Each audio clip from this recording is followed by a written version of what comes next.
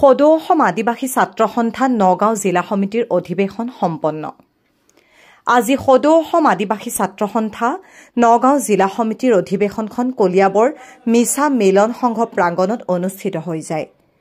উক্ত অধিৱেশনত সকলোৰে সৰ্বসন্মতিক্ৰমে সভাপতি হিচাপে চন্দন দিগাল, কাৰ্যকৰী সভাপতি প্ৰেমজিৎ বদ্ৰা আৰু সাধাৰণ সম্পাদক হিচাপে শিৱ লাকৰাক লৈ ৩১জনীয়া এক শক্তিশালী সমিতি গঠন কৰা হয়।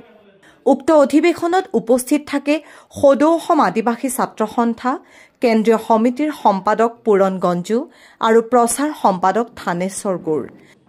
নমস্কাৰ। আজি আমি সদৌ অসম আদিবাসী ছাত্ৰ সন্থা আছাম নগাঁও জিলা সমিতিৰ মিছা মিলন সংঘ প্ৰাংগণত আজি নগাঁও জিলা সমিতিৰ সপ্তম ত্ৰিবাৰ্ষিক অধিৱেশন হৈ যায়। আজি সভাপতি আমাৰ চন্দন দিগাল, কাৰ্যকৰী সভাপতি প্ৰেমজিৎ বদ্ৰা আৰু সাধাৰণ সম্পাদক আমাৰ শিৱ লাকৰাক লৈ ৩১জনীয়া সমিতি শক্তিশালী সমিতি গঠন কৰা হয়। আৰু অনাগত দিনত এই কমিটিখনে নগাঁও জিলাৰ আমাৰ আদিবাসীৰ যি মানে সমস্যাখিনি ফেচ কৰিব বুলি আমি আশাবাদী।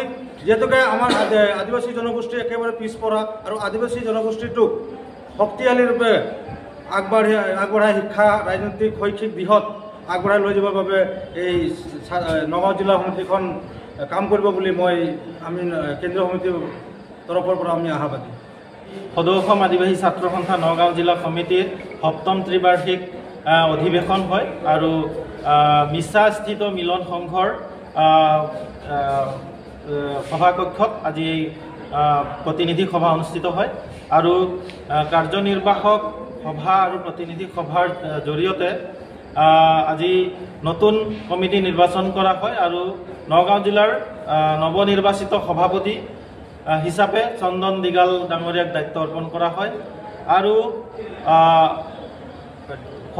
কাৰ্যকৰী সভাপতি হিচাপে প্ৰেমজিৎ বদ্ৰা ডাঙৰীয়াক দায়িত্ব দিয়া হয় আৰু নগাঁও জিলাৰ সাধাৰণ সম্পাদক হিচাপে শিৱ লাকৰা ডাঙৰীয়াক দায়িত্ব অৰ্পণ কৰা হয় আৰু ইয়াৰ লগতে ৩১জনীয়া এক শক্তিশালী সমিতি গঠন কৰা হয় আৰু তেওঁলোকক নগাঁও জিলাৰ সমূহ আদিবাসী ৰাইজৰ হৈ পেলাই তেওঁলোকক কাম কৰাৰ এক গুৰু দায়িত্ব অৰ্পণ কৰা হয়। News desk report, any express.